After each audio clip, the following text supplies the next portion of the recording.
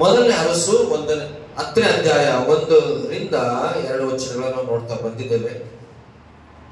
ಯೆಹೋವ ನಾಮ ಮಹತ್ತಿನಿಂದ ಸೊಲೊಮೋನನಿಗುಂಟಾದ ಕೀರ್ತಿಯನ್ನು ಕುರಿತು ಶೇಬದ ರಾಣಿಯು ಕೇಳಿ ಅವನನ್ನು ಒಗಟುಗಳಿಂದ ಪರೀಕ್ಷಿಸುವುದಕ್ಕೆ ಬಂದಳು. ಆಕೆಯು ಸುಗಂಧ ದ್ರವ್ಯ, ಅಪರಿಮಿತವಾದ ಬಂಗಾರ, ರತ್ನ ಇವುಗಳನ್ನು ಒಂಟೆಗಳ ಮೇಲೆ ಏರಿಸಿಕೊಂಡು ಮಹಾಪರಿವಾರದೊಡನೆ ಯೆರೂಸಲೇಮಿಗೆ ಬಂದು ತನ್ನ ಮನಸ್ಸಿನಲ್ಲಿ ಗೊತ್ತು ಮಾಡಿಕೊಂಡಿದ್ದ ಎಲ್ಲ ವಿಷಯಗಳನ್ನು ಕುರಿತು ಸೊಲೊಮೋನನೊಡನೆ ಸಂಭಾಷಿಸಿದಳು. ಇಲ್ಲಿ ನಾವು ಗಮನಿಸುವಂಥದ್ದು, ಆಗಲೇ ಮತ್ತಾಯ ಬರೆದ ಸುವಾರ್ತೆ 12:42 ನಾವು ಓದುದು, ಲೂಕನ ಬರೆದ ಸುವಾರ್ತೆ 11:31 ನಾವು ಓದುದು. ಇದ್ರಲ್ಲಿ ನಾವು ಗಮನಿಸುವಾಗ ಸೊಲೊಮೋನನಿಗಿಂತಲೂ ದೊಡ್ಡವನು ಯಾರು? ಯೇಸು. ದೇವದೂತರಿಗಿಂತಲೂ ದೊಡ್ಡವನು ಯೇಸು ಕ್ರಿಸ್ತ. ಅದ್ರ ಬಗ್ಗೆ ಒಂದ್ಸತಿ ವಾಕ್ಯ ಹೇಳಿ. ಯೋನಾಗಿಂತಲೂ ದೊಡ್ಡವನು ಯೇಸು ಕ್ರಿಸ್ತ. ಪರಿಶುದ್ಧಾತ್ಮಗಿಂತಲೂ ದೊಡ್ಡವನು ಯೇಸು ಕ್ರಿಸ್ತ. ಕೋಟಿಗಟ್ಟಲೆ ಸಾವಿರಗಟ್ಟಲೆ ಜನ ಇರಲಿ, ಆ ಎಲ್ಲ ದೊಡ್ಡ ಸಭೆಗಿಂತಲೂ ದೊಡ್ಡವನು ಯೇಸು ಕ್ರಿಸ್ತ. ಓಕೆ, ಸೊ ಈಗ ನಾವು ಸೊಲೊಮೋನನ ಕುರಿತು ಇಲ್ಲಿ ಸ್ವಲ್ಪ ವಿಷಯಗಳನ್ನ ನಾವು ಧ್ಯಾನಿಸ್ತಾ ಇದ್ದೇವೆ. ನಿಮ್ಮೆಲ್ಲರಿಗೂ ಗೊತ್ತಿರುವ ಹಾಗೆ ಸೊಲೊಮೋನನು ಮತ್ತು ದೊಡ್ಡ ಜ್ಞಾನವುಳ್ಳಂತ ಶ್ರೀಮಂತನಾದಂತ ಒಳ್ಳೆಯ ಜ್ಞಾನಿಯಾದಂಥವನು ಸೊಲೊಮೋನನು. ಸೊಲೊಮೋನನ ಜೀವಿತದಲ್ಲಿ ಆತನು ಅನೇಕವಾದಂಥ ನ್ಯಾಯ ತೀರ್ಪುಗಳನ್ನು ಮಾಡಿದಂಥವನು ಇಬ್ಬರು ತಾಯಂದಿರಿಗೆ. ಸೊಲೊಮೋನನು ಜ್ಞಾನ ಈ ಭೂಲೋಕದಲ್ಲಿ ಹಿಂದೆನೂ ಇಲ್ಲ, ಮುಂದೆನೂ ಇಲ್ಲ, ಈಗಲೂ ಇಲ್ಲ. ಅಂತ ಶ್ರೇಷ್ಠವಾದಂಥ ಜ್ಞಾನ ಸೊಲೊಮೋನನಿಗೆ ಸೊಲೊಮೋನನು ಪ್ರಾರ್ಥಿಸಿದಾಗ ದೇವರು ಕೊಟ್ಟನು ಸೊಲೊಮೋನನಿಗೆ. ಹಾಗಾಗಿ ಸೊಲೊಮೋನನ ರಾಜ್ಯ ಪರಿವಾರ ಸಹ ಬಹಳ ಶ್ರೇಷ್ಠವಾದದ್ದು. ಸೊಲೊಮೋನನು ರಾಜ್ಯ ಪರಿಪಾಲಿಸುವಾಗ ನಿಜವಾಗ್ಲೂ ಆ ಸುತ್ತಲಿರುವಂತ ಮಹಾರಾಜರುಗಳು ಸಹ ಸೊಲೊಮೋನನನ್ನು ಹುಡುಕುತ್ತಾ ಹೋದಂತವ್ರು ಎಷ್ಟೋ ಜನ. ಆದ್ರೆ ಪರಿಶುದ್ಧಾತ್ಮ ದೇವರು ಬೈಬಲ್ ಅಲ್ಲಿ ಬರ್ಸಿಲ್ಲ. ಸೊಲೊಮೋನನಿಗಿರುವಂತ ಜ್ಞಾನ ನೋಡೋದಕ್ಕೆ ಸುತ್ತಮುತ್ತಲಿರುವಂತಹ ರಾಜ ಮಹಾರಾಜರು, ಪ್ರಜೆಗಳು, ಜ್ಞಾನಿಗಳು ಎಷ್ಟೋ ಜನ ಬಂದು ಸೊಲೊಮೋನನ್ನು ದರ್ಶಿಸಿ ಹೋದಂತವರು ಎಷ್ಟೋ ಜನ ಇದ್ದಾರೆ. ಹಾಗಾದ್ರೆ ಅದರಲ್ಲಿ ಅವರ ಹೆಸರು ಪರಿಶುದ್ಧಾತ್ಮ ದೇವರು ಬರ್ಸಿಲ್ಲ. ಆದ್ರೆ ಇಲ್ಲಿ ನಾವು ಗಮನಿಸುವಾಗ ಶೇಬಾ ದೇಶದ ರಾಣಿ, ಆಕೆಯ ಹೆಸರು ಮಾತ್ರ ಪರಿಶುದ್ಧಾತ್ಮ ದೇವರು ಇಲ್ಲಿ ಬರ್ಸಿಟ್ಟಿದ್ದಾರೆ. ಶೇಬಾ ದೇಶದ ರಾಣಿಯ ಬಗ್ಗೆ 4 ಕಡೆ ಮಾತ್ರ ನಾವು ನೋಡ್ತೇವೆ ಪರಿಶುದ್ಧ ಬೈಬಲ್ ಗ್ರಂಥದಲ್ಲಿ.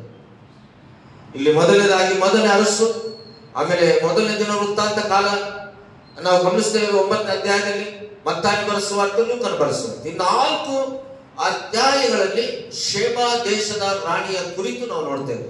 ಆಮೇಲೆ ಈ ಹೊಸ ಒಡಂಬಡಿಕೆಗೆ ಬಂದಾಗ ಮತ್ತಾಯ ಬರೆದ ಸುವಾರ್ತೆ 12:42, ಲೂಕನ ಬರೆದ ಸುವಾರ್ತೆ 11:31, ಈ 2 ಯಾರು ಹೇಳಿಲ್ಲ, ಯೇಸು ಸ್ವಾಮಿನೇ ಶೇಬಾ ದೇಶದ ರಾಣಿಯ ಬಗ್ಗೆ ಬರೆದಿದ್ದಾರೆ.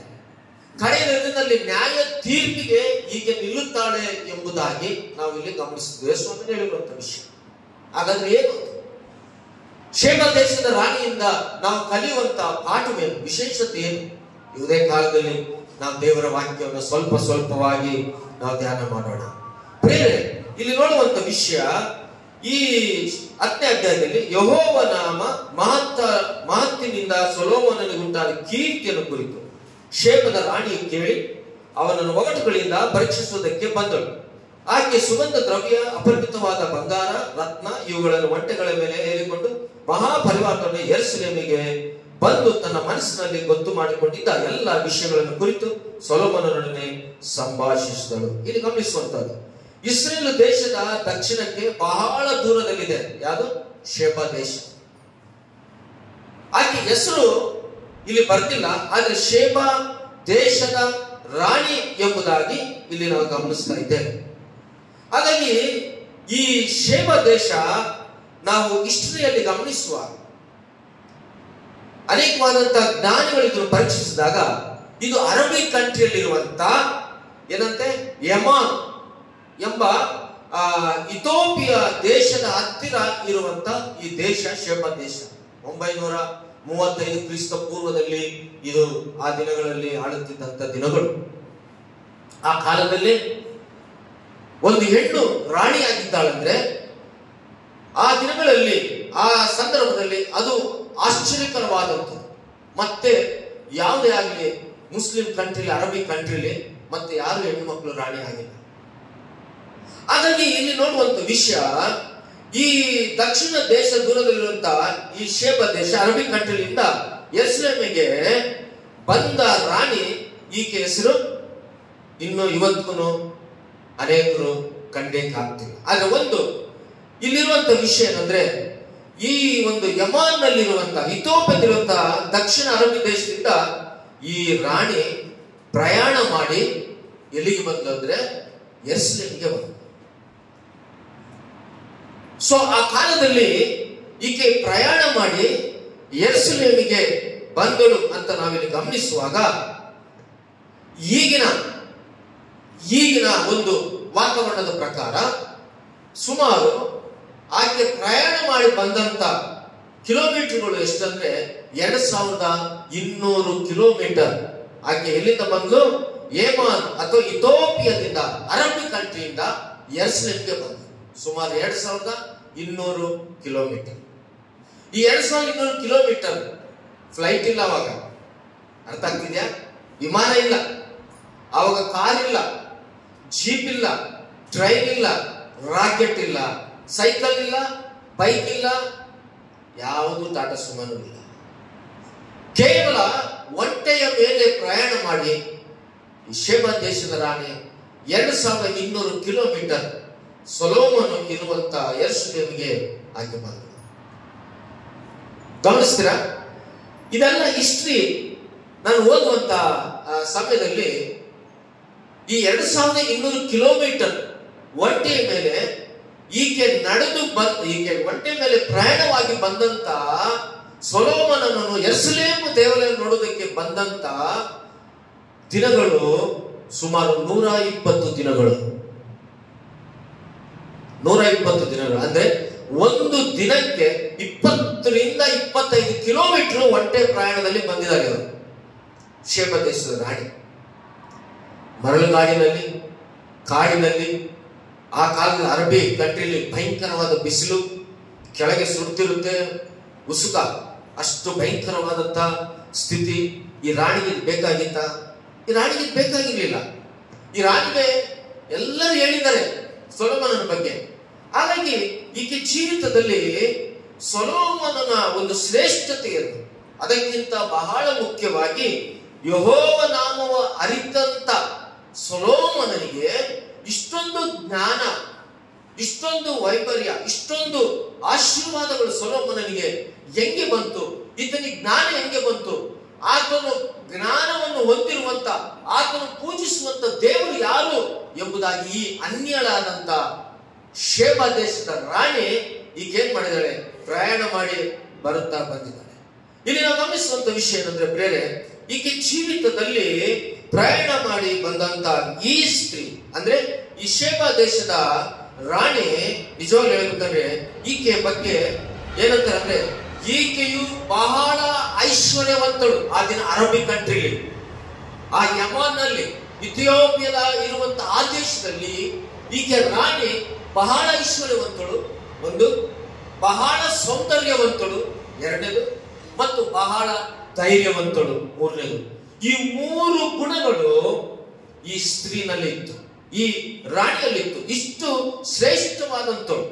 ಈ ರೀತಿ ಈಗ ಏನ್ ಮಾಡ್ಲಂದ್ರೆ, ಈ ಶೇಬ ದೇಶದ ರಾಣಿ ಈಗ ಏನ್ ಮಾಡ್ಲಂದ್ರೆ, ಈ ಗ್ರಂಥದಲ್ಲಿ ಅವಳ ಹೆಸರು ಬರ್ದಿಲ್ಲ, ಆದರೆ ಬೇರೆ ಗ್ರಂಥವನ್ನು ಈಕೆಗೆ ಸಂಬಂಧಪಟ್ಟಂತ ಶೇಬ ದೇಶದ ರಾಣಿ ಪ್ರಯಾಣವಾಗಿ ಬಂದಂತ ಮತ್ತು ಯೆರೂಸಲೇಮಿಗೆ ಬಂದಂತ ಈ ಬೇರೆಯ ಗ್ರಂಥದಲ್ಲಿ ಈ ಹೆಸರನ್ನು ಗಮನಿಸುವಾಗ ಬಲ್ಕೀಸ್ ಅಂತ ಕರೀತಾರೆ.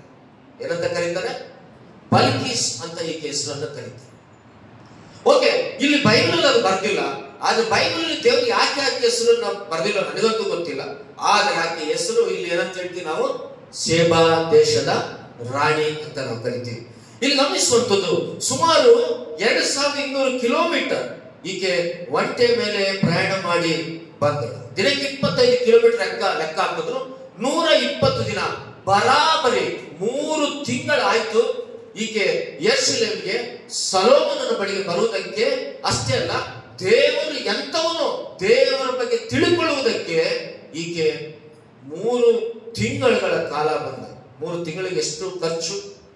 ಆಕೆ ಪಟ್ಟವನ್ನು ಬಿಟ್ಲು, ಆಕೆ ಕುಂತಂತ ಒಂದು ರಾಣಿಯ ಸ್ಥಾನವನ್ನು ಬಿಟ್ಲು, ಎಲ್ಲವನ್ನು ಬಿಟ್ಟು ಈಕೆ ಪ್ರಯಾಣ ಆಗ್ಬೇಕಾದ್ರೆ ಒಬ್ಳೆ ಪ್ರಯಾಣ ಆಗ್ಬೇಕಾದ್ರೆ ಪರಿವಾರದವರು, ಅದು ನಾವು ಓದ್ತಾ ಬರ್ತೀವಿ, ಅನೇಕರು ಶೇಬ ದೇಶದ ರಾಣಿ ಹಿಂದೆ ಬಹಳ ಜನರು ಪ್ರಯಾಣವಾಗಿ ಬಂದ್ರು.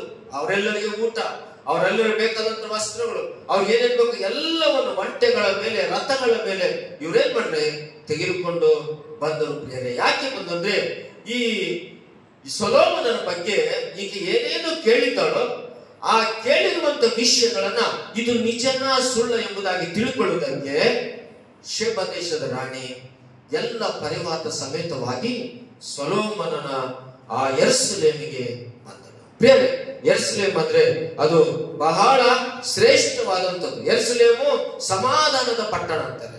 ಯೆರೂಸಲೇಮು ಬಹಳ ದೇವರ ಪ್ರಸನ್ನತೆ ಇರುವಂತಹ ಪಟ್ಟಣ ಅಂತಾರೆ. ಯೆರೂಸಲೇಮು ದೇವರ ಮಂದಿರಕ್ಕೆ ಸಾದೃಶ್ಯವಾದಂಥದ್ದು. ಹಾಗಾಗಿ ಈ ಶೇಬ ದೇಶದಿಂದ ಈಕೆ ಯೆರೂಸಲೇಮಿಗೆ ಬಂದು, ಅಂದ್ರೆ ದೇವರ ಆಲಯಕ್ಕೆ ಬಂದು, ಸಮಾಧಾನದ ಪಟ್ಟಣಕ್ಕೆ ಬಂದು, ದೇವರ ಸನ್ನಿಧಾನಕ್ಕೆ ಬಂದು, ಅಲ್ಲಿ ಸೊಲೊಮೋನ ಇದ್ದಾನೆ. ಸೊಲೊಮೋನಿಗಿಂತ ಶ್ರೇಷ್ಠವಾದಂಥವನು ಯೇಸು ಕ್ರಿಸ್ತನಿದ್ದಾನೆ. ಇಲ್ಲಿ ಗಮನಿಸಿ, ಈಕೆಗೆ ಬೇಕಾದಷ್ಟು ಆಸ್ತಿ ಇದೆ. ಆ ದೇಶದಲ್ಲಿ ಬೇಕಾದಷ್ಟು ಬಂಗಾರ, ಬೇಕಾದಷ್ಟು ಅನೇಕವಾದಂತ ಆ ಆಸ್ತಿ, ಸುಗಂಧ ದ್ರವ್ಯಗಳು ಬಹಳ ಇದೆ. ಇದೆಲ್ಲವನ್ನು ತೆಗೆದುಕೊಂಡು ಯಾರನ್ನು ನೋಡಲು ಬಂದಂದ್ರೆ ಸೊಲೊಮೋನನ ಜ್ಞಾನವನ್ನು, ವೈಭವವನ್ನು ನೋಡೋದಕ್ಕೆ ಆಕೆ 120 ದಿನ ಪ್ರಯಾಣ ಮಾಡಿ ಆಕೆ ಬಂದಳು ಎಂಬುದಾಗಿ ನೋಡ್ತೇವೆ. ನಾವು ಗಮನಿಸುವಂತ ವಿಷಯ, ಇವತ್ತು ನಮ್ಮ ಕರ್ತನಾದ ಯೇಸು ಕ್ರಿಸ್ತನು ಆತನ ಪರಿಶುದ್ಧಾತ್ಮನ ಸನ್ನಿಧಾನ ನಮ್ಮ ಮಧ್ಯದಲ್ಲಿದೆ. ನಮ್ಮ ದೇವರನ್ನು ಆರಾಧಿಸುವಂತವರು ನಾವು, ಘನಪಡಿಸುವಂತವರು ನಾವು ದೇವರ ಸನ್ನಿಧಾನಕ್ಕೆ ಬರುವುದರಿಂದ ನಮಗೆ ದೇವರ ಸಮಾಧಾನ, ಸಂತೋಷ, ಸಂತೃಪ್ತಿ ನಮಗೆ ದೇವರ ಆಲಯದಲ್ಲಿ ಸಿಗುತ್ತೆ. ಈಕೆ ಸೊಲೊಮೋನನ ಬಗ್ಗೆ ಕೇಳಿದಷ್ಟೇ ಅಲ್ಲ, ಸೊಲೊಮೋನನಿಗೆ ಬಂದು ಏನೇನೋ ಪ್ರಶ್ನೆ ಹಾಕೋದಕ್ಕೆ ಬಂದು, ಏನೇನೋ ಸೊಲೊಮೋನ ತಿಳ್ಕೊಳ್ಳೋದಕ್ಕೆ ಬಂದು, ಸೊಲೊಮೋನ ದೇವರು ಎಂತವನೆಂಬುದಾಗಿ ಬಂದು ಒಬ್ಬಳೆ ಬಂದ, ಅನೇಕರನ್ನು ಪರಿವಾರದವ್ರನ್ನ ಕರೆಕೊಂಡು ಆಕೆ ಬಂದು ದೇವರ ಸನ್ನಿಧಾನದಲ್ಲಿ ಇವತ್ತು ದೇವರ ಮಕ್ಕಳು, ಕ್ರಿಸ್ತನು ನಂಬಿರುವಂತ ನಾವು ದೇವರ ಸನ್ನಿಧಾನಕ್ಕೆ ಎಷ್ಟು ನಿಷ್ಠೆಯಿಂದ ನಾವು ಬರ್ತಾ ಇದ್ದೇವೆ. ದೇವರ ಸನ್ನಿಧಾನ ಅಂದ್ರೆ ಎಷ್ಟು ಆಸೆಯಿಂದ ನಾವು ಬರ್ತಾ ಇದ್ದೇವೆ. ಇಲ್ಲಿ ಯೇಸು ಕ್ರಿಸ್ತನು ಇದ್ದಾನೆ. ಆತನ ಸನ್ನಿಧಾನದಲ್ಲಿ ದೇವರ ಬಳಿ ನಾವು ಹೋಗುವಾಗ, ನಾವು ಸಂತೋಷವಾಗಿ ದೇವರ ಸನ್ನಿಧಿ ಹೋದಾಗ, ನಮಗಿರುವಂತ ವಿಷಯಗಳನ್ನ ನಾವು ದೇವರ ಸನ್ನಿಧಿಯಲ್ಲಿ ಹೇಳಿಕೊಂಡಾಗ ದೇವರು ಅದಕ್ಕೆ ನಮಗೆ ಉತ್ತರವನ್ನು ಕೊಡುವಂತ ಸನ್ನಿಧಾನ ಇಲ್ಲಿದೆ. ದೇವರ ಸನ್ನಿಧಾನಕ್ಕೆ ನಮ್ಗಿರುವಂತ ಎಲ್ಲ ಪ್ರಶ್ನೆಗಳು, ಮಾನವನ ಜೀವಿತದಲ್ಲಿ ನಮ್ಗೆಲ್ಲರಿಗೂ ಅನೇಕ ಕಷ್ಟಗಳಿವೆ, ನೋವುಗಳಿವೆ, ಆರ್ಥಿಕ ಇಬ್ಬಂದಿಗಳಿವೆ, ಸಮಸ್ಯೆಗಳಿವೆ, ಶೋಧನೆಗಳಿವೆ. ಏನೋ ಒಂದು ಸಮಸ್ಯೆ, ಒಂದೋದ್ರೆ ಒಂದು ಸಮಸ್ಯೆ ನಮ್ಮ ಮನೆಗಳಲ್ಲಿ, ಕುಟುಂಬಗಳಲ್ಲಿ ಬರ್ತಾ ಇದ್ದಾವೆ. ಇವೆಲ್ಲವನ್ನು ನಾವು ಇಂಥ ಸ್ಥಳದಲ್ಲಿ ಪರಿಹಾರ ಮಾಡಿಕೊಳ್ಳೋದಕ್ಕೆ ಸಾಧ್ಯ ಇಲ್ಲ. ನೀವೆಲ್ಲವನ್ನು ನೀನು ದೇವರ ಬಳಿಗೆ ಬರಬೇಕು, ದೇವರ ಸನ್ನಿಧಾನಕ್ಕೆ ಬರಬೇಕು. ದೇವರ ಸನ್ನಿಧಾನದಲ್ಲಿ ಬಂದು ನೀನು ದೇವರ ವಾಕ್ಯವನ್ನು ಕೇಳುವುದರ ಮುಖಾಂತರ ನಿಮಗಿರುವಂತ ಅಧೈರ್ಯವು ಬಿಟ್ಟು ಹೋಗಿ ದೇವರು ಎಂತ ಶ್ರೇಷ್ಠವಾದನ್ನು ತಿಳ್ಕೊಳ್ಳೋದಕ್ಕೆ ದೇವರು ನಿಮಗೆ ಸಹಾಯ ಮಾಡ್ತಾನೆ. ಈಗ ಕೇಳುವುದು ಯಾರು? ಶೇಬ ದೇಶದ ರಾಣಿ ಆ ಸೊಲೊಮೋನನ ಬಗ್ಗೆ ಕೇಳಿದ್ದೆ ಅಲ್ಲ, ಕೇಳಿದ ತಕ್ಷಣ ಆ ಯೆರೂಸಲೇಮ್ ಎಲ್ಲಿದೆ ಅಲ್ಲಿ ಹೋಗ್ಬೇಕೆಂಬ ಆಸೆಯಿಂದ ಬಂದ. ಎಷ್ಟು ಕಿಲೋಮೀಟರ್? 2300ರಿಂದ 400 ಕಿಲೋಮೀಟರ್ ವರೆಗೆ ಆಕೆ ಪ್ರಯಾಣ ಮಾಡಿ, 2200 ಕಿಲೋಮೀಟರ್ ಇಂದ 2300 ಕಿಲೋಮೀಟರ್ ವರೆಗೆ ಆಕೆ ಪ್ರಯಾಣ ಮಾಡಿ 3 ತಿಂಗಳು ಪ್ರಯಾಣ ಮಾಡಿದ. ಇವತ್ತು ದೇವರ ಸನ್ನಿಧಾನ ಭಾನುವಾರ ಆರಾಧನೆ ಅಂದ್ರೆ ನಮಗೆ 10 ಕಿಲೋಮೀಟರ್, 7 ಕಿಲೋಮೀಟರ್, 5 ಕಿಲೋಮೀಟರ್ ದೂರ ಇದ್ರೆ ಸಾಕು. ಅಯ್ಯೋ, ಅಷ್ಟು ದೂರ ನಾವು ಹೋಗ್ಬೇಕು, ಅಯ್ಯೋ ಅಷ್ಟು ದೂರ ಹೋಗ್ಬೇಕಾ, ಪ್ರತಿ ಸಾರಿ ನಾವು ದೂರ ಇದೆಯಪ್ಪ, ಏನಾಗುತ್ತಪ್ಪ 10 ನಿಮಿಷ ಲೇಟ್ ಆದ್ರೆ ಏನಪ್ಪ ಅಂತ ನಾವು ತುಂಬಾ ಬೇಜಾರಾಗ್ತಾ ಇರ್ತೀವಿ. ವಾಕ್ಯದಲ್ಲಿ ಹೇಳಿ, ಪ್ರಕಟಣೆಯಲ್ಲಿ ಹೇಳಿ, ಪಕ್ಕದಲ್ಲೇ ನಮ್ಗೆ ಮನೆ ಇದ್ರು ನಾವು ದೇವರ ಸನ್ನಿಧಾನಕ್ಕೆ ಆರಾಧನೆ ಮೇಲೆ ಅನೇಕ ಸಾರಿ ನಾವು ಬರ್ತಾ ಇರ್ತೀವಿ. 1 ಸರಿನಾ 2 ಸರಿನಾ 2 ಸರಿ ಯಾವಾಗಲೂ ಕೆಲವರು ಅದೇ ರೂಢಿ ಆಗೋಗ್ತಿದೆ. ಬೆಳಿಗ್ಗೆ ನಾವೆದ್ದು ಸಿದ್ಧ ಮಾಡಿಕೊಂಡು ರೆಡಿಯಾಗಿ ದೇವರ ಸನ್ನಿಧಾನ ನೋಡಿ. ಆಕೆಗೆ ಎಷ್ಟು ಆಸೆ, ಶೇಬ ದೇಶದ ರಾಣಿ, ಆಕೆಗೆ ಏನು ಕಮ್ಮಿ ರೀ, ಬೇಕಾದಷ್ಟಿದೆ. ಆಕೆಗೆ ಎಷ್ಟು ಆಸೆ ದೇವರ ಸನ್ನಿಧಾನ ಯೆರೂಸಲೇಮಿಗೆ ಹೋಗ್ಬೇಕೆಂಬುದಾಗಿ. ಎಷ್ಟು ದೂರವಾದರೂ ಆಕೆ ಏನ್ ಮಾಡ್ತು, 3 ತಿಂಗಳ ಕಾಲ ಬಿಸಿಲಿನಲ್ಲಾಗಲಿ ಮಳೆಯಲ್ಲಾಗಲಿ ಭಯಂಕರವಾದ ಮರಳುಗಾಡಾಗಲಿ ಆಕೆ ಒಂಟೆಯ ಮೇಲೆ ಕರ್ಕೊಂಡು ಅನೇಕರು ದೇವರ ಮಂದಿರಕ್ಕೆ ಬರ್ಬೇಕು ಅನ್ನೋ ನೆಪ ಮಕ್ಕಳಾಡ್ತಾರೆ. ಅನೇಕರು ದೇವರ ಮಂದಿರಕ್ಕೆ ಬರ್ಬೇಕಂದ್ರೆ ನೆಪ ಯಾವುದೋ ಸಣ್ಣ ಸಣ್ಣ ವಿಷಯಗಳಿಗೆ ತಪ್ಪಿಸಿಕೊಳ್ಳುವಂಥದ್ದು. ಅನೇಕರು ದೇವರ ಸನ್ನಿಧಾನ ಅಂದ್ರೆ ಏನೋ ಇಷ್ಟ ಇದ್ದಂಗೆ ಬಂದು ಹೋಗುತ್ತೆ. ದೇವರ ಮಕ್ಕಳೇ, ನಮಗೆ ದೇವರ ಆಶೀರ್ವಾದ ಬೇಕು ಅಂದ್ರೆ, ನಮ್ಮ ಜೀವಿತದಲ್ಲಿ ನಮ್ಮ ದೇವರ ಕಾರ್ಯಗಳು ನಮ್ಮ ಜೀವಿತದಲ್ಲಿ ನಡಿಬೇಕು ಅಂದ್ರೆ ನಾವು ನಿಷ್ಠೆಯಿಂದ ಭಯಭಕ್ತಿಯಿಂದ ದೇವರ ಸನ್ನಿಧಾನ ಕೇಳುವರಾಗಿರ್ಬೇಕು. ದೇವರ ಸನ್ನಿಧಾನಕ್ಕೂ ದೇವರ ವಾಕ್ಯ ಯಾಕೋಬು 1:19 ವಚನ ಮತ್ತು ಯಾಕೋಬು 1:19 ವಚನ.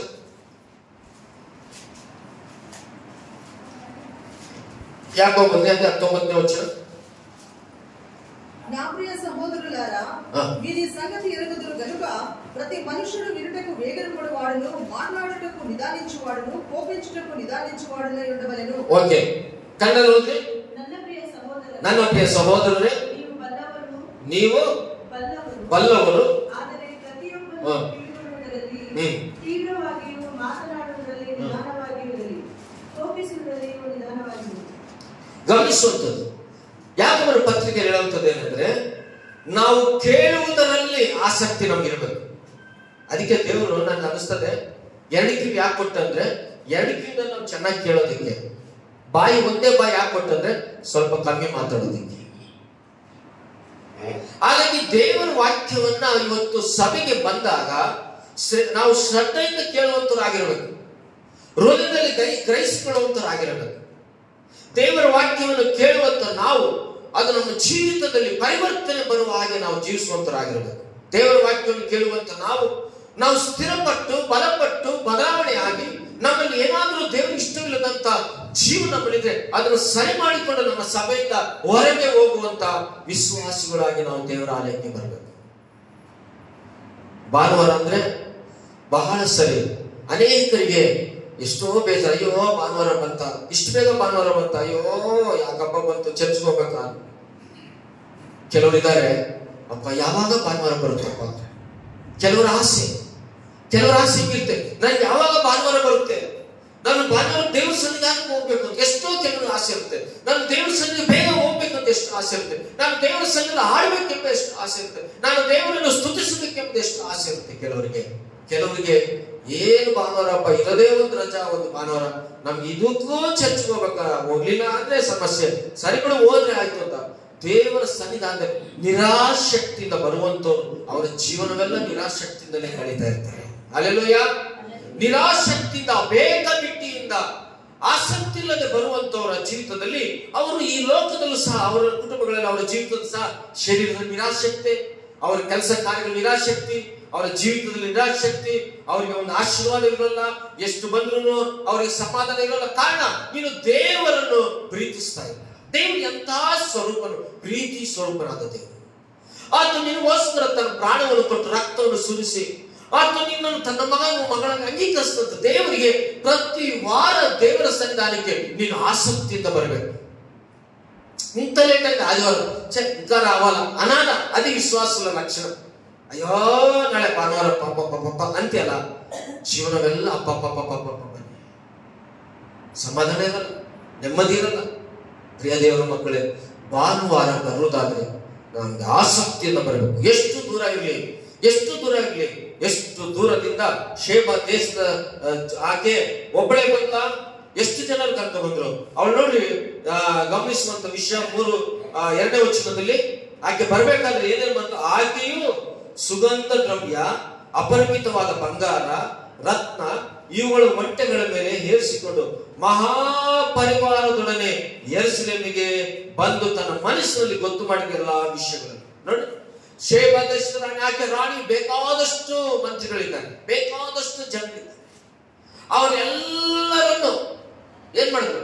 ಪರಿವಾರವಾಗಿ ಸಮೇತವಾಗಿ ಯೆರೂಸಲೇಮನ್ನು ನೋಡುವುದಕ್ಕೋಸ್ಕರ, ಆ ಸೊಲೊಮೋನನನ್ನು ನೋಡುವುದಕ್ಕೋಸ್ಕರ ಆಕೆ ಎಲ್ಲರನ್ನು ಕರ್ಕೊಂಡ್ಬಂದ. ಏನೇನು ಇಲ್ಲಿ ನಡೀತದೋ ಪ್ರತಿಯೊಬ್ಬರು ಪರಿವಾರದವರೆಲ್ಲರೂ ಸಹ ಶೇಬಾ ದೇಶದ ರಾಣಿಯ ಜೊತೆಗೆ ನೋಡ್ತಾ ಇದ್ದಾರೆ. ಬೇರೆ ದೇವರ ಸನ್ನಿಧಾನ ಎಂಬ ಯೆರೂಸಲೇಮಿಗೆ ಸೊಲೊಮೋನನಿಗಿಂತಲೂ ದೊಡ್ಡವನಾದ ಯೇಸು ಸ್ವಾಮಿ ಬಳಿಗೆ ನೀನು ಬರುವಾಗ ನಿನ್ನ ಕುಟುಂಬದ ಪರಿವಾರವಾಗಿ ದೇವರ ಸನ್ನಿಧಾನಕ್ಕೆ ಬರ್ತಿದ್ಯಾ? ನಿನ್ನ ಕುಟುಂಬದಲ್ಲಿ ಎಲ್ಲರೂ ಒಟ್ಟಾಗಿ ದೇವರ ಸನ್ನಿಧಾನಕ್ಕೆ ಬಂದು ಆರಾಧಿಸ್ತಾ ಇದ್ದೀರಾ? ನಿನ್ನ ಕುಟುಂಬದಲ್ಲಿ ಎಲ್ಲರೂ ದೇವರನ್ನು ಬಂದು ಮಹಿಮೆಪಡಿಸ್ತಾ ಇದ್ದೀರಾ? ನಿನ್ನ ಕುಟುಂಬದ ಸಮೇತವಾಗಿ ಬಂದು ದೇವರನ್ನು ಘನಪಡಿಸ್ತಾ ಇದ್ದೀರಾ? ಎಲ್ಲಿ ನಿನ್ನ ಕುಟುಂಬದಲ್ಲಿ ಶಾಪ, ಎಲ್ಲಿ ನಿನ್ನ ಕುಟುಂಬದಲ್ಲಿ ಸಮಸ್ಯೆ ಇದೆ, ಎಲ್ಲಿ ನಿನ್ನ ಕುಟುಂಬದಲ್ಲಿ ದೇವರಿಗೆ ಇಷ್ಟವಿಲ್ಲದಂತ ಕಾರ್ಯ ಇದೆ? ಎಷ್ಟು ವರ್ಷಗಳಾದ್ರೂ ಯಾಕೆ ಇನ್ನು ನಿನ್ನ ಕುಟುಂಬದ ಜೀವಿತದಲ್ಲಿ ಬದಲಾವಣೆಗಳಾಗ್ತಾ ಇಲ್ಲ? ನೀವು ದೇವರಿಗೆ ಕೊಡಬೇಕಾದಂತ ಸ್ಥಾನಮಾನಗಳು ಕೊಡ್ತಾ ಇಲ್ಲ. ದೇವರು ಎಂಥವನು, ಆತನ ವಾಕ್ಯ ಎಂಥದ್ದು, ದೇವರ ಸನ್ನಿಧಾನ ಎಂತ ಶ್ರೇಷ್ಠವಾದದ್ದು ಎಂಬುದಾಗಿ ನೀನು ಗೊತ್ತಿದ್ದು ಗೊತ್ತಿಲ್ಲದ ಹಾಗೆ ಇದೇ ನನ್ನ ಜೀವನ ಎಂಬುದಾಗಿ ಲೋಕದಲ್ಲಿ ನಾವು ನಡೆಸ್ಕೊಂಡು ಹೋಗ್ತಾ ಇದ್ದೀವಿ. ಇದೇ ನಮ್ಮ ಜೀವನ ಎಂಬುದಾಗಿ ನಡೆಸ್ಕೊಂಡು ಹೋಗ್ತಾ ಇದ್ದೀವಿ ಅಲ್ಲ. ಅದಕ್ಕೆ ಶೇಬಾ ದೇಶದ ರಾಣಿಯ ಬಗ್ಗೆ ಯೇಸುಸ್ವಾಮಿ ಹೇಳಿದ್ರು, ಒಂದು ದಿನ ಆಕೆಯ ಮುಂದೆ ನಾವೆಲ್ಲರೂ ಏನ್ ಮಾಡ್ಬೇಕಂದ್ರೆ ನಾವು ಲೆಕ್ಕ ಕೊಡಬೇಕಾಗುತ್ತೆ. ಒಬ್ಬ ಅನ್ಯಳು ಯೆರೂಸಲೇಮಿಗೋಸ್ಕರ 2200 ಕಿಲೋಮೀಟರ್ 3 ತಿಂಗಳ ಕಾಲ ಪರಿವಾರದ ಸಮೇತವಾಗಿ ಬಂದಳು. ದೇವರ ಸನ್ನಿಧಾನ ಅಂದ್ರೆ ಸೊಲೊಮೋನ ಬಳಿಗೆ ಬಂದಳು. ಆಕೆ ಜೊತೆಯಲ್ಲಿ ಅನೇಕ ಪರಿವಾರದವರು ಬಂದರು. ನಿಮ್ಮ ಜೊತೆಯಲ್ಲಿ ಪ್ರೇರೆ ನೀವು ಯಾರನ್ನು ಕರ್ಕೊಂಡ್ ಬರ್ತಾ ಇದ್ದೀರಾ? ಯಾರ್ಯಾರು ಬರ್ತಾ ಇದ್ದೀರಾ ನಿಮ್ಮ ಜೊತೆಲಿ? ಎಷ್ಟು ಜನರಿಗೆ ನೀವು ಸುವಾರ್ತೆ ಹೇಳ್ತಾ ಇದ್ದೀರಾ? ಎಷ್ಟು ಜನರನ್ನು ಈ ಆಲಯದಲ್ಲಿ ನೀವು ಕರ್ಕೊಂಡ್ ಬರ್ತಿದ್ದೀರಾ? ದೇವ್ರ ವಾಕ್ಯ ಹೇಳುತ್ತೆ, ವಿಶ್ವಾಸಿಗಳಾದ ನಾವೆಲ್ಲರೂ ದೇವರ ವಾಕ್ಯ ಹೇಳುತ್ತೆ, ನಾವು ಈ ಲೋಕಕ್ಕೆ ಏನಾಗಿದ್ದೀವಿ? ಬೆಳಕಾಗಿದ್ದೀವಿ. ನಾವು ಈ ಲೋಕಕ್ಕೆ ಏನಾಗಿದ್ದೀವಿ? ಉಪ್ಪಾಗಿದ್ದೀವಿ. ಇವತ್ತು ನಾವು ಲೋಕಕ್ಕೆ ಬೆಳಕಾದಂತರು, ನಾವು ಬೆಳಕಿನ ಮಕ್ಕಳಾಗಿ ಅನೇಕ ಜನರಿಗೆ ನಮ್ಮ ಬೆಳಕು ಕಾಣಬೇಕು. ಇವರು ಯೇಸು ಕ್ರಿಸ್ತನ ಆರಾಧನೆ ಮಾಡುವಂತ ಮಕ್ಕಳು, ಸ್ತುತಿಸುವಂತ ಮಕ್ಕಳು, ಆತನು ಘನಪಡಿಸುವಂತ ಮಕ್ಕಳು, ಇವರು ದೇವರ ಮಕ್ಕಳು ಎಂಬುದಾಗಿ ಅನೇಕರು ನಮ್ಮನ್ನು ನೋಡ್ಬೇಕು. ನಮ್ಮಲ್ಲಿ ಅನೇಕರಿಗೆ ಬೆಳಕಿನ ಜೀವನ ಕಾಣಬೇಕು. ಆಮೇಲೆ ನೀವೇನಾಗಿ ಲೋಕಕ್ಕೆ ಉಪ್ಪು, ಉಪ್ಪಿನ ಹಾಗೆ ಉಪ್ಪು ರುಚಿಕರವಾದಂಥದ್ದು. ನಾವು ಅನೇಕ ಜನರನ್ನು ನಾವೇನು ಉಪ್ಪಿನ ಹಾಗೆ ನಾವೇನು ಅನೇಕರಿಗೆ ಕಾಣಬೇಕು. ಉಪ್ಪು ಇಲ್ಲ ಅಂದ್ರೆ ಸಾಂಬಾರ್ ಇಲ್ಲ, ಉಪ್ಪು ಇಲ್ಲ ಅಂದ್ರೆ ಬಿರಿಯಾನಿ ಇಲ್ಲ, ಉಪ್ಪು ಇಲ್ಲ ಅಂದ್ರೆ ಅಬ್ರಾಹಂ ಇಲ್ಲ, ಚಿಕನ್ ಇಲ್ಲ, ಯಾವುದೂ ಇಲ್ಲ. ಉಪ್ಪಿದ್ರೇನೆ ನಿನಗೆಲ್ಲ ಶ್ರೇಷ್ಠವಾದಂಥದ್ದು. ಇವತ್ತು ಆ ರೀತಿಯಾದಂಥ ನಾವು ದೇವರ ಮಕ್ಕಳು ಉಪ್ಪಿಗೆ ಸಮಾನರಾಗಿದ್ದೇವೆ. ಹಾಗಾಗಿ ನಮ್ಮನ್ನು ದೇವರು ಲೋಕದಲ್ಲಿ ಹುಟ್ಟುಬಿಡು, ಕೆಲಸ ಮಾಡಿಬಿಡು, ಸತ್ತೋಗ್ಬಿಡು ಅಂತ ದೇವರು ನಮ್ಗೆ ಈ ಲೋಕದಲ್ಲಿ ಇಟ್ಟಿಲ್ಲ. ನೀನು ಹುಟ್ಟಿದೀಯಾ, ಕ್ರಿಸ್ತನ ನಂಬಿಕೋ, ರಕ್ಷಣೆ ಹೊಂದಿಕೋ. ಅನೇಕ ಪರಿವಾರದವರು ನಿನ್ನ ನೋಡಿ ಯೇಸು ಕ್ರಿಸ್ತ ನಂಬಬೇಕು. ಅನೇಕ ಜನಾಂಗದವರು ದೇವರ ಮಂದಿರಕ್ಕೆ ನೀನು ಕರ್ಕೊಂಡ್ ಬರಬೇಕು. ನಿನಗೆ ದೇವರು ಕೊಟ್ಟಂತ ವರವನ್ನು ಕಳೆದ ವಾರ ಹೇಳಿದೆ, ದೇವರ ಮಂದಿರದಲ್ಲಿ ಆತನ ಸೇವೆಗಾಗಿ ನೀನು ಉಪಯೋಗಿಸಬೇಕು. ದೇವರು ನಿನಗೆ ಕೊಟ್ಟಂತದನ್ನ ದೇವರಿಗೆ ನೀನು ಮಹಿಮೆ ಪಡಿಸಬೇಕು. ಇವತ್ತು ದೇವರ ವಾಕ್ಯವನ್ನು ಗಮನಿಸ್ತಾ ಇದ್ದೇವೆ ಪ್ರಿಯರೇ. ಏನಂತೆ, ನಾವು ಈ ಲೋಕದಲ್ಲಿ ದೇವರ ಮಂದಿರಕ್ಕೆ ಬರಬೇಕಾದ್ರೆ ನಾವೇನ್ ಮಾಡಬೇಕು? ಕುಟುಂಬ ಸಮೇತವಾಗಿ, ಪರಿವಾರದ ಸಮೇತವಾಗಿ, ಬಂಧು ಬಳಗದ ಸಮೇತವಾಗಿ, ಯಾರ್ಯಾರು ಬರ್ತಾರೋ ನಮ್ಮ ಜೊತೆಯಲ್ಲಿ ಎಲ್ಲರೂ ಕರ್ಕೊಂಡು ನಾವು ದೇವರ ಮಂದಿರಕ್ಕೆ ಬರುವುದರಿಂದ ದೊಡ್ಡ ಆಶೀರ್ವಾದಗಳು ನಮಗೆ ಖಂಡಿತವಾಗಿ ಬರ್ತದೆ. ದೇವರ ಮಕ್ಕಳೇ, ದೇವರ ಆಲಯವನ್ನು ನೀನು ಪ್ರೀತಿಸ್ತಾ ಇದೆಯಾ? ದೇವರ ಆಲಯಕ್ಕೆ ನೀವು ಬರುವುದರಿಂದ ಎಷ್ಟು ನಿನಗೆ ಆಶೀರ್ವಾದ ಇದೆ. ಒಂದು ಸಾರಿ ಬೈಬಲ್ ನೋಡ್ತೇವೆ, ಅನ್ನಳ ಬಗ್ಗೆ ದಯಮಾಡಿ ವಾಕ್ಯವನ್ನು ಲೂಕ ಬರೆದ ಸುವಾರ್ತೆ 36ನೇ ಅಧ್ಯಾಯ 37ನೇ ವಚನ ನೋಡಿ. ಲೂಕ ಬರೆದ ಸುವಾರ್ತೆ 36ನೇ ಅಧ್ಯಾಯ 37ನೇ ವಚನ. ಲೂಕರಾసిన ಸುವಾರ್ತ అన్న గురించి 2వ అధ్యాయం 2ನೇ అధ్యాయ 36 37.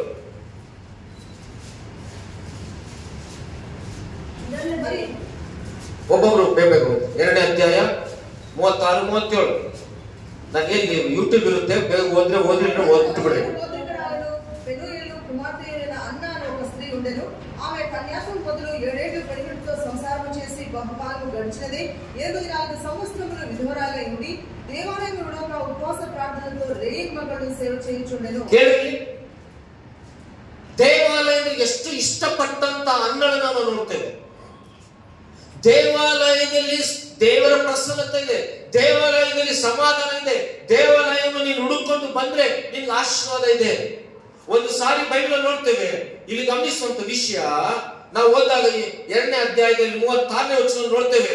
ಆಸೇರನ ಕುಲದ ಗನುವೇಲನ ಮಗಳಾದ ಅನ್ನಳೆಂಬ ಪ್ರವಾದಿನಿ, ಈಕೆ ಪ್ರವಾದಿನಿ, ಪ್ರವಚನವನ್ನು ಹೇಳುವಂತವಳು. ದೇವರನ್ನ ಅಷ್ಟು ಪ್ರೀತಿ ಈಕೆಗೆ, ಸ್ವಾಮಿ ಯೇಸು ಅಂದ್ರೆ ಅಷ್ಟು ಪ್ರೀತಿ, ದೇವರ ಆಲಯದ ಅಷ್ಟು ಪ್ರೀತಿ. ಈಗ ಏನ್ ಮಾಡಿದಾಳೆ, ಆಕೆ ಬಹಳ ಮುಪ್ಪಿನವಳು. ಆಕೆ ತನ್ನ ಕನ್ಯಾವಸ್ಥೆ ಕಳೆದ ತರುವಾಯ ಗಂಡನನ್ನು ಕೂಡ 7 ವರ್ಷ ಬಾಳ್ವೆ ಮಾಡಿ ಆ ಗಂಡನ ಸತ್ತು ಹೋದ. 7 ವರ್ಷ ಮದುವೆ ಆದ್ಮೇಲೆ ಗಂಡನ ಜೊತೆಲಿ ಸಂಸಾರ ಮಾಡಿದ್ರು. ಸಂಸಾರ ಮಾಡಿದ್ಮೇಲೆ ಗಂಡನು ಸತ್ತು ಹೋದ. ಗಂಡನು ಸತ್ತು ಹೋದ್ಮೇಲೆ ಈಕೆ ಏನ್ ಮಾಡಿದ್ಲು ನೋಡ್ರಿ, ಗಂಡನ ಸತ್ತು ಈಕೆ ಮಾಡಿದಂತ ವಿಷಯ, 84 ವರ್ಷ ವಿಧವೆಯಾಗಿದ್ದಳು. ಆಕೆ ದೇವಾಲಯವನ್ನು ಬಿಟ್ಟು ಹೋಗದೆ ಉಪವಾಸ ವಿಜ್ಞಾಪನೆಗಳಿಂದ ರಾತ್ರಿಯಲ್ಲೂ ದೇವರ ಸೇವೆಯನ್ನ ಮಾಡ್ತಾ ಇದ್ದಳು. ಹಲ್ಲೆಲೂಯಾ. ಈಕೆಗೆ ದೇವರ ಸನ್ನಿಧಾನ ಅಂದ್ರೆ ಅಷ್ಟು ಇಷ್ಟ, ದೇವರ ಸಭೆ ಅಂದ್ರೆ ಅಷ್ಟು ಇಷ್ಟ. ದೇವರ ಸನ್ನಿಧಾನದಲ್ಲಿ ಪ್ರಾರ್ಥನೆ ಮಾಡಿ ದೇವರ ಸಭೆಯಲ್ಲಿ ಪರಿಚಯ ಮಾಡುವುದಂದ್ರೆ ಅಷ್ಟು ಇಷ್ಟ ಈಕೆಗೆ. ಗಂಡ 7 ವರ್ಷ ಸಂಸಾರ ಮಾಡಿ ಗಂಡ ಸತ್ತು ಹೋದ್ಮೇಲೆ 84 ವರ್ಷಗಳ ಕಾಲ ಈಕೆ ದೇವರ ಆಲಯದಲ್ಲಿ ಪ್ರಾರ್ಥನೆ ಉಪವಾಸಗಳನ್ನ ಮಾಡಿಕೊಂಡು ದೇವರ ಆಲಯದಲ್ಲಿ ಇದ್ದ. ದೇವರ ಆಲಯವನ್ನು ಬಿಟ್ಟು ಹೊರಗಡೆ ಹೋದೋಳಲ್ಲ, ದೇವರ ಆಲಯದಲ್ಲಿ ಇದ್ದೀಕೆ ಉಪವಾಸ ಪ್ರಾರ್ಥನೆಗಳನ್ನ ಮಾಡಿಕೊಂಡು ದೇವರ ಆಲಯದಲ್ಲಿ. ಯಾಕೆ? ದೇವರು ಅಂದ್ರೆ ಅಷ್ಟು ಇಷ್ಟ. ದೇವರ ಸನ್ನಿಧಾನದಲ್ಲಿ ಈ ವಿಧವೆಗೆ ಅಷ್ಟು ಸಂತೋಷ ಇದೆ. ದೇವರ ಸನ್ನಿಧಾನದಲ್ಲಿ ವಿಧವೆ ಏನ್ ಮಾಡಿದಂದ್ರೆ, ಈಕೆ ದೇವರ ಸೇವೆ ಮಾಡ್ತಿದ್ಲು. ಬರೀ ಪ್ರಾರ್ಥನೆ ಮಾಡ್ತಿದ್ಲ, ಏನ್ ಮಾಡ್ತಿದ್ಲು? ಉಪವಾಸ ಪ್ರಾರ್ಥನೆ ಅಷ್ಟೇ ಅಲ್ಲ, ದೇವರ 84 ವರ್ಷ ದೇವರ ಸೇವೆಯನ್ನು ಮಾಡುತ್ತಿದ್ದಂತ ವಿಧವೆ. ಪ್ರಿಯ ದೇವರ ಮಕ್ಕಳೇ, ಹಾಗಾದ್ರೆ ದೇವರ ಆಲಯದಲ್ಲಿ ನೀನು ಬಡವನಾಗಿರೋ, ಬಲ್ಲಿದನಾಗಿರೋ, ವಿಧವೆಯಾಗಿರೋ, ಶ್ರೀಮಂತನಾಗಿರೋ, ಚಿಕ್ಕವನಾಗಿರೋ, ಯವನಸ್ಥನ, ನೀನು ಯಾರೇ ಆಗಿರೋ, ದೇವರ ಸನ್ನಿಧಾನದಲ್ಲಿ ನಿನಗೆ ಸಂತೋಷ ಇದೆ, ದೇವರ ಸನ್ನಿಧಾನದಲ್ಲಿ ನಿನಗೆ ಆಶೀರ್ವಾದ ಇದೆ. ಹಾಗಾಗಿ ಈ ಶೆಬ ದೇಶದ ರಾಣಿ ಈಗ ಏನ್ ಮಾಡಿದಂದ್ರೆ, ಅನೇಕ ಜನರನ್ನ ಕರ್ಕೊಂಡು ಕುಟುಂಬದ ಪರಿವಾರ ಸಮೇತವಾಗಿ ಎಲ್ಲರ ಜೊತೆಗೆ ಆಕೆ ಬಂದಳು.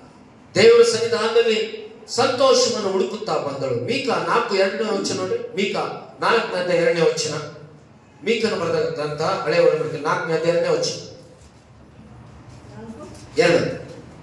కాబట్టి ఆ కాలమున అన్యజనులను వచ్చి సియోనులో నుండి ధర్మశాస్త్రమును, యెరూషలేములో నుండి యెహోవా వాక్కును బయలువెళ్ళెను. యాకోబు దేవుని మందిరమునకు, యెహోవా పర్వతమునకు మనము వెళ్ళుదుము రండి, ఆయన తన మార్గముల విషయములో మనకు బోధించును, మనం ఆయన త్రోవలలో నడుచుకొందుము అని చెప్పుకొందురు. ದೇವರ ಮಂದಿರಕ್ಕೆ ಹೋಗೋಣ ಬನ್ನಿ, ಅಲ್ಲಿ ದೇವರ ವಾಕ್ಯ ನಮಗೆ ಸಿಗುತ್ತೆ, ದೇವರ ಆಶೀರ್ವಾದ ಸಿಗುತ್ತೆ. ದೇವರ ವಾಕ್ಯದಲ್ಲಿ ನಾವೇನ್ ಮಾಡ್ತೀವಿ, ಒಂದು ವಾರ ಬಂದ್ರೆ ಒಂದು ವಾರ ಬರಲ್ಲ, ಅರ್ಧ ಗಂಟೆ ಕುಂತ್ರೆ ಅರ್ಧ ಗಂಟೆ ಇರಲ್ಲ. ಬೈಬಲ್ ಓದ್ತೀವಿ, ಬೈಬಲ್ ಓದಲ್ಲ. ಪ್ರಾರ್ಥನೆ ಮಾಡಿ ಅಂತ ಹೇಳಿದ್ರೆ ಪ್ರಾರ್ಥನೆ ಮಾಡಕ್ ಬರಲ್ಲ. ಇನ್ನು ಎಷ್ಟು ವರ್ಷ ಆಗಿದೆ ಯೇಸು ಸ್ವಾಮಿ ನಂಬಿಕೊಂಡ್ರು. ದೇವರ ಸನ್ನಿಧಾನದಲ್ಲಿ ಪ್ರಾರ್ಥನೆ. ಪ್ರಿಯ ದೇವರ ಮಕ್ಕಳೇ, ಕ್ರೈಸ್ತರು ಅಂದ್ರೆ ಏನೋ ಬಂದು ಮುದ್ರೆ ಹಾಕ್ಬಿಟ್ಟು ಹೋಗುವಂತದಲ್ಲ. ನಾವು ಕಲಿಯುವಂತ ವಿಷಯಗಳನ್ನ ಕಲಿಲೇಬೇಕು. ನಾವು ಆಧ್ಯಾತ್ಮಿಕವಾಗಿ ಬೆಳಿಬೇಕು ಅಂದ್ರೆ, ನಾವು ಆಶೀರ್ವಾದ ಹೊಂದಬೇಕಂದ್ರೆ ನೋಡಿ, ಆ ವಿಧವೆ 84 ವರ್ಷ ಉಪವಾಸ ಪ್ರಾರ್ಥನೆ ಇದ್ದು ದೇವರ ಆಲಯದಲ್ಲಿ ಸಂತೋಷವನ್ನು, ದೇವರ ಆತ್ಮ ತುಂಬಿದವಳಾಗಿ ದೇವರಿಂದ ನಡೆದಂತವಳು ನಾವು ಗಮನಿಸ್ತೇವೆ. ಆ ದಿನಗಳಲ್ಲಿ ಜನರು ದೇವರ ಆಲಯಕ್ಕೆ ಬಂದು ದೇವರ ವಾಕ್ಯವನ್ನು ಕೇಳುವುದಕ್ಕೆ ಬರ್ತಾ ಇದ್ದಾರೆ. ಕೀರ್ತನೆ 23:6 ಏನಿದೆ? ಕೀರ್ತನೆ 23:6, ನಾನು ಬದುಕೋ ದಿನವೆಲ್ಲ ಕೃಪಾಕ್ಷೇಮವೇ ನನ್ನ ಜೊತೆಯಲ್ಲಿ ಇರುತ್ತದೆ. ಕನ್ನಡದಲ್ಲಿ ನಿಶ್ಚಯವಾಗಿ ನನ್ನ ಜೀವಮಾನವೆಲ್ಲ ಶುಭವೂ ಕೃಪೆಯು ನನ್ನನ್ನು ಹಿಂಬಾಲಿಸು. ನಾನು ಸದಾ ಕಾಲವು ಯೆಹೋವನ ಮಂದಿರದಲ್ಲಿ ವಾಸಿಸುವೆ. ಎಷ್ಟು ಚೆನ್ನಾಗಿದೆ. ಭಕ್ತನಾದ ದಾವೀದನು ಹೇಳ್ತಾರೆ, ನಾನು ಸದಾ ಕಾಲವು ಯೆಹೋವನ ಮಂದಿರದಲ್ಲಿ ವಾಸಿಸುವೆ. ನಿಶ್ಚಯವಾಗಿ ದೇವರ ಸನ್ನಿಧಾನದಲ್ಲಿ ಸಮಾಧಾನ ಇದೆ. ದೇವರ ಆಲಯ ಅಂದರೆ ಏನು ತಿಳ್ಕೊಂಡಿದ್ದೀರಾ? ದೇವರ ಸನ್ನಿಧಾನದಲ್ಲಿ ನಿನ್ಗೆ ಎಷ್ಟು ಆಶೀರ್ವಾದ ಇದೆ ಎಂಬುದನ್ನು ನೀವು ಮಾಡ್ತಿದ್ದೀಯ. ದೇವರ ಸನ್ನಿಧಾನಕ್ಕೆ ನೀನು ಬರುವುದರಿಂದ ನಿನ್ಗೆ ಎಷ್ಟು ಕೃಪೆ ಇದೆ ನೀವು ಮಾಡ್ತಿದ್ದೀರಾ. ದೇವರ ಸನ್ನಿಧಾನಕ್ಕೆ ನೀವು ಬರುವುದರಿಂದ ನೀವು ಎಷ್ಟು ಆಶೀರ್ವಾದಿಸಲ್ಪಟ್ಟು ಹಿಂದೆ ಹೋಗ್ತೀರ ನಿಮಗೆ ಗೊತ್ತಿದೆಯಾ? ನಿಮ್ಮ ಹಿಂದೆ ದೇವರ ಪ್ರಸನ್ನತೆ ನಿಮ್ಮ ಮನೆಗೆ ಬರುತ್ತೆ. ದೇವರ ಆಲಯಕ್ಕೆ ನೀನು ಬರುವುದರಿಂದ ಅಷ್ಟೆಲ್ಲ ನಿನ್ನ ಪರಿವಾರದ ಸಮೇತವಾಗಿ, ನಿನ್ನ ಮಕ್ಕಳ ಸಮೇತವಾಗಿ, ನಿನ್ನ ತಂದೆ ತಾಯಿಗಳ ಸಮೇತವಾಗಿ, ನಿನ್ನ ಕುಟುಂಬದ ಸಮೇತವಾಗಿ, ನಿನ್ನ ಗಂಡ ಹೆಂಡತಿ ಸಮೇತವಾಗಿ ದೇವರ ಆಲಯಕ್ಕೆ ನೀನು ಬರುವುದರಿಂದ ನಿನ್ನ ಕುಟುಂಬದಲ್ಲಿ ಆಶೀರ್ವಾದಗಳು, ನಿನ್ನ ಜೀವಿತದ ಆಶೀರ್ವಾದಗಳು ಬರ್ತವೆ. ಹಾಗಾಗಿ ದೇವರ ಸನ್ನಿಧಾನದಲ್ಲಿ ಏನಿದೆ? ಆಶೀರ್ವಾದ ಇದೆ, ಸಂತೋಷ ಇದೆ. ಕೀರ್ತನೆ 36:8 ನೋಡ್ರಿ. ಕೀರ್ತನೆ 36:8 ಮಾತನಾಡೋಣ. ನನ್ನ ವಾಕ್ಯ ಅದಲ್ಲ, ಮುಂದಕ್ಕೆ ಹೋಗೋಣ. ಕೀರ್ತನೆ 36:8, ನಿನ್ನ ಮಂದಿರದ ಸಮೃದ್ಧಿಯಿಂದ ಅವರನ್ನು ಸಂತೃಪ್ತಿಪಡಿಸು. ಸಾಕಮ್ಮ, ನಿನ್ನ ಮಂದಿರದ ಸಮೃದ್ಧಿಯಿಂದ ಅವರನ್ನ ಸಂತೃಪ್ತಿಪಡಿಸು. ದೇವರ ಮಂದಿರದಲ್ಲಿ ಸಂತೃಪ್ತಿ ಇದೆ. ಈ ಸಂತೃಪ್ತಿ ಹೊಂದಿದವರೇ ಯಾರು ಗೊತ್ತಾ? ಸೇಬಾ ದೇಶದ ರಾಣಿ. ಹೀಗೆ ಬಂದು ಸಂತೃಪ್ತಿಯನ್ನು ಹೊಂದಿಕೊಂಡು ಬಂದು, ಓಕೆ, ನಂಬರ್ 1, ಆಕೆ ಕೇಳಿದಳು ಎಷ್ಟು ದೂರವಾದರೂ ಪರವಾಗಿಲ್ಲ, 220 ಕಿಲೋಮೀಟರ್ 3 ತಿಂಗಳ ಕಾಲ ಒಂಟೆಯ ಮೇಲೆ ಪ್ರಯಾಣವಾಗಿ ಬಂದಳು. ನಂಬರ್ 2, ಆಕೆಯ ಜೊತೆಯಲ್ಲಿ ಯಾರ್ಯಾರು ಬಂದ್ರು? ಆಕೆಯ ಮಂತ್ರಿಗಳು, ಪರಿವಾರದ ಕೆಲಸಗಾರರೆಲ್ಲ ಆಕೆಯ ಜೊತೆಯಲ್ಲಿ ಯೆರೂಸಲೇಮಿಗೆ ಬಂದರು. ಓಕೆ. ನಂಬರ್ 3, ಆಕೆ ಬರುವಾಗ ಏನನ್ನ ತಂದು ನೋಡೋಣ. ದಯಮಾಡಿ ಹೋದ್ರೆ 2ನೇ ವಚನ. ಶೇಬದ ರಾಣಿಯು ಕೇಳಿ ಅವನನ್ನು ಒಗಟುಗಳಿಂದ ಪರೀಕ್ಷಿಸಕ್ಕೆ ಬಂದಳು. ಆಕೆ ಬರಬೇಕಾದ್ರೆ ಆಕೆ ಸುಗಂಧ ದ್ರವ್ಯ, ಅಪರಿಮಿತವಾದ ಬಂಗಾರ, ರತ್ನ ಇವುಗಳನ್ನು ಒಂಟೆಗಳ ಮೇಲೆ ಹೇರಿಕೊಂಡು ಮಹಾ ಪರಿವಾರದ ಯೆರೂಸಲೇಮಿಗೆ ಬಂದಳು. ಆಕೆ ಬರಬೇಕಾದ್ರೆ ಸುಮ್ಮನೆ ಬಂದಿಲ್ಲ, ಕೈ ಬಿಸ್ಕೊಂಡು ಬಂದಿಲ್ಲ. ಆಕೆ ಬರಬೇಕಾದ್ರೆ ಶ್ರೇಷ್ಠವಾದಂಥದ್ದು. ಸೊಲೊಮನ್ ಏನ್ ಕಮ್ಮಿ ಇದೆ? ಏನು ಕಮ್ಮಿ ಇಲ್ಲ. ಸೊಲೊಮೋನನು ಇಲ್ಲಿವರೆಗೂ ಸೊಲೊಮೋನನಿಗಿದ್ದಂತ ಆಸ್ತಿ ಅಂತಸ್ತು ಇವತ್ತಿಗೂ ಯಾರಿಗಿಲ್ಲ. ಅಷ್ಟು ದೊಡ್ಡ ಶ್ರೀಮಂತನ ಸೊಲೊಮೋನನ ಆ ಕಾಲದಿಂದಲೂ. ಅಂತ ಸೊಲೊಮೋನನಿಗೆ ಈ ಶೇಬಾ ದೇಶದ ರಾಣಿ ಯೆರೂಸಲೇಮಿಗೆ ಆಕೆ ಯಾವ ರೀತಿ ಬಂದು ಅಂದ್ರೆ, ಆಕೆ ಸುಗಂಧ ದ್ರವ್ಯವನ್ನ, ಅಪರಿಮಿತವಾದ ಬಂಗಾರ, ರತ್ನ ಇವುಗಳನ್ನು ಒಂಟೆ ಮೇಲೆ ಏರಿಸಿಕೊಂಡು ಬಂದು. ಆ ದಿನಗಳಲ್ಲಿ ನಾವು ಗಮನಿಸುವಾಗ ಎಥಿಯೋಪಿಯಾ ಅಥವಾ ಯಮನ್, ಇದು ದುಬೈ, ಅಬುದಾಬಿ, ಮಸ್ಕಟ್, ಕುವೈಟ್ ಪಕ್ಕದಲ್ಲಿದೆ. ಯಮನ್ ಇವಾಗಲೂ ಅಷ್ಟೇ ಗೋಲ್ಡ್, ಬಂಗಾರಕ್ಕೆ ಬಹಳ ಶ್ರೇಷ್ಠವಾದಂತ ಜಾಗ. ಅಬುದಾಬಿ ಇವತ್ತು ಅಷ್ಟೇ ಬಂಗಾರದ ಗಣಿಯಲ್ಲಿದೆ ಇವತ್ತು. ಅದಕ್ಕೆ ಆ ದೇಶ ಅಷ್ಟು ಇಂಪ್ರೂವ್ಮೆಂಟ್ ಆಗ್ತಾ ಇದೆ. ಅದಕ್ಕೋಸ್ಕರ ಆ ದೇಶದಿಂದ ಆಕೆ ಎಷ್ಟು ಬಂಗಾರ ಬೇಕು ಅಷ್ಟು ಬಂಗಾರ ತಂದು ಬರಬೇಕಾದ್ರೆ ಏನ್ ತಂದು ಆಕೆ ಯೆರೂಸಲೇಮಿಗೆ ಬರುವಾಗ ಆಕೆ ಏನ್ ಮಾಡಿದಂದ್ರೆ ಸುಗಂಧ ದ್ರವ್ಯ, ಅಪರಿಮಿತವಾದ ಬಂಗಾರ, ರತ್ನ ಒಂಟೆಗಳ ಮೇಲೆ ಹಾಕಿಕೊಂಡು ಬಂದಳು. ಆಮೇಲೆ ಇದ್ರ ರೇಟ್ ನಾನು ಯಾಕಂದ್ರೆ ಸರ್ಚ್ ಮಾಡಿ ಬಹಳ ಗೊತ್ತಾಯ್ತು. ಇದ್ರ ರೇಟ್ ಎಷ್ಟು ಗೊತ್ತಾ? ಈಗ ಇಷ್ಟು ತಂದಿದ್ರಲ್ಲ, ಆ ದಿನಗಳಲ್ಲಿ ಸೊಲೊಮೋನನಿಗೆ ಇಷ್ಟು ಬಂಗಾರ, ಇಷ್ಟು ದ್ರವ್ಯಗಳು, ಸುಗಂಧ ದ್ರವ್ಯಗಳು ಇವೆಲ್ಲವನ್ನು ತಂದಲ್ಲ. ಆ ದಿನಗಳಲ್ಲಿ ಆವತ್ತಿನ ದರಾಮ್ ರೇಟು ಲೆಕ್ಕಾಚಾರದ ಹಾಕಿದ 50 ರೂಪಾಯಿಗಳು ಎಷ್ಟಂದ್ರೆ 14,000 ಕೋಟಿ ರೂಪಾಯಿ ಅಂತೆ. ಎಷ್ಟು? 14,000 ಕೋಟಿ ರೂಪಾಯಿಗಳಷ್ಟು ಬಂಗಾರ, ಏನು ಆಮೇಲೆ ಸುಗಂಧ ದ್ರವ್ಯಗಳು ಅಪರಿತದ ತಂದು ದೇವರ ಆಲಯದಲ್ಲಿ ಯೆರೂಸಲೇಮಿಗೆ ತಂದು ಯಾರಿಗೆ ಕೊಟ್ಟಳು? ಸೊಲೊಮೋನನಿಗೆ ಕೊಟ್ಟಳು. ಸೊಲೊಮೋನನು ಅದನ್ನು ತೆಗೆದುಕೊಂಡ, ಕಾಗೆ ತಂದು ಕೊಟ್ಟಂಥದ್ದು. ಪ್ರಿಯರೇ, ಇವತ್ತಿನ ದಿನ ನಾವು ಗಮನಿಸುವಂತ ದೇಶ ಹೀಗೆ ಇಷ್ಟೆಲ್ಲಾ ತಂದು ಸೊಲೊಮೋನಿಗೆ ಕೊಟ್ಟಳು. ಎಷ್ಟು ಆಕೆ ಸೊಲೊಮೋನನ್ನು ಗೌರವಿಸಿದ್ರು, ಸನ್ಮಾನಿಸಿದ್ರು. ಕೊಟ್ಟ ಮೇಲೆ ಏನಾಯ್ತು ನೋಡೋಣ. 3ನೇ ವಚನ. ಈಗ ಸೊಲೊಮೋನನು ಆಕೆ ಎಲ್ಲಾ ಪ್ರಶ್ನೆಗಳಿಗೆ ಉತ್ತರ ಕೊಟ್ಟನು, ಒಂದು ಇರಲಿಲ್ಲವಾದುದರಿಂದ ಎಲ್ಲವುಗಳಿಗೂ ಉತ್ತರ ಕೊಟ್ಟನು. ಶೇಬದ ರಾಣಿಯು ಸೊಲೊಮೋನನ ಎಲ್ಲ ಜ್ಞಾನ, ಅವನು ಕಟ್ಟಿಸಿದ ಅರಮನೆ, ಅವನ ಭೋಜನ ಪೀಠದ ಆಹಾರ, ಆ ಪೀಠದ ಸುತ್ತಲಿರುವ ಉದ್ಯೋಗಸ್ಥರ ಆಸನಗಳು, ಅವನ ಪರಿಚಾರಕರ ಸೇವಾ ಕ್ರಮ, ಅವರ ಉಡುಪುಗಳು, ಅವರ ಪಾನಕಗಳು, ಇವುಗಳನ್ನು ಅವನು ಯೆಹೋವನ ಆಲಯದಲ್ಲಿ ಸಮರ್ಪಿಸುತ್ತಿದ್ದ ಸರ್ವಾಂಗ ಹೋಮಗಳನ್ನು ನೋಡಿದಳು. 8 ಶ್ರೇಷ್ಠವಾದಂಥದ್ದು ನೋಡಿದಳು. ಆಕೆ ಬಂದು